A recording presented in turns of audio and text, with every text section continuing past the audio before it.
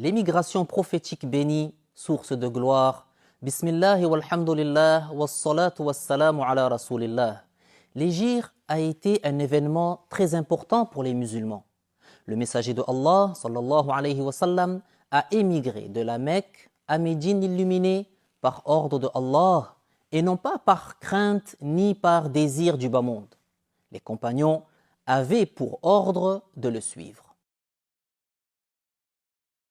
Allah Ta'ala dit dans le Coran إِلَّا تَنْصُرُوهُ فَقَدْ نَصَرَهُ اللَّهُ إِذْ أَخْرَجَهُ الَّذِينَ كَفَرُوا ثَانِيَ اثْنَيْنِ إِذْ هُمَا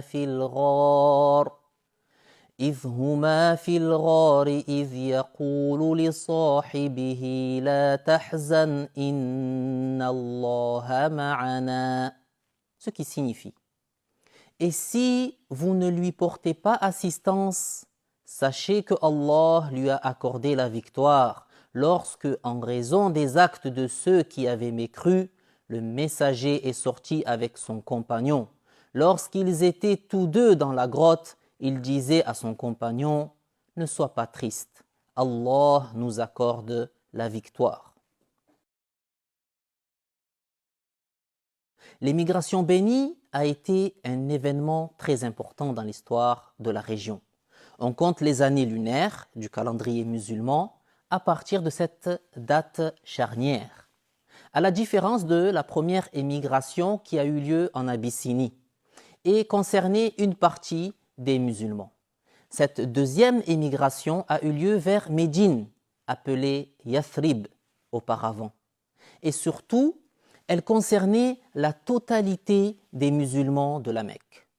Elle a vu un grand sacrifice des compagnons qui ont laissé derrière eux leurs biens, leurs familles et leurs terres dans le seul but d'être agréés par Allah. Suite à cela, les gens ont commencé à entrer en islam en masse. L'émigration du messager sallallahu alayhi wa sallam était sur ordre de Allah et n'était pas une fuite devant les polythéistes, ni le fruit du désespoir face à cette situation d'oppression. Son immigration n'avait pas non plus pour objet la recherche d'une quelconque notoriété, d'un quelconque prestige ou bien du pouvoir. En effet, les notables de la Mecque et ses dirigeants étaient déjà venus voir l'oncle du messager de Allah sallallahu alayhi wa sallam en lui disant: si ce que veut ton neveu à travers ce qu'il apporte est l'argent, nous lui donnerons de nos biens jusqu'à ce qu'il devienne le plus riche d'entre nous. Et si ce qu'il veut est la royauté, alors nous lui l'accorderons. Mais le prophète sallallahu alayhi wa sallam, le prophète élu alayhi salatu wassalam, était beaucoup plus pur et noble, et son objectif n'était pas l'acquisition des biens de la vie d'ici-bas, ni le prestige et le pouvoir. Son immigration n'était pas non plus par recherche de tranquillité ou de repos, car il savait avec certitude qu'il s'agissait de l'appel à la vérité, de l'enseignement de droiture qu'il devait diffuser conformément à l'ordre de Allah.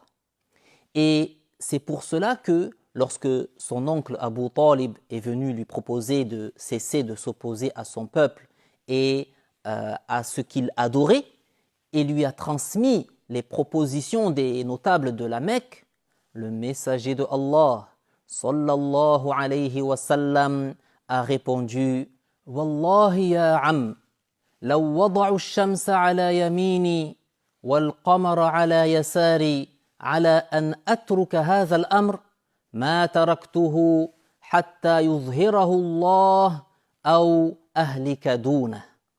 Ce qui signifie: par Allah, ô mon oncle, même s'il posait le soleil dans ma main droite et la lune dans ma main gauche, afin que je quitte cette religion, je ne la quitterai jamais, que Allah lui donne victoire ou que je meure en défendant sa cause.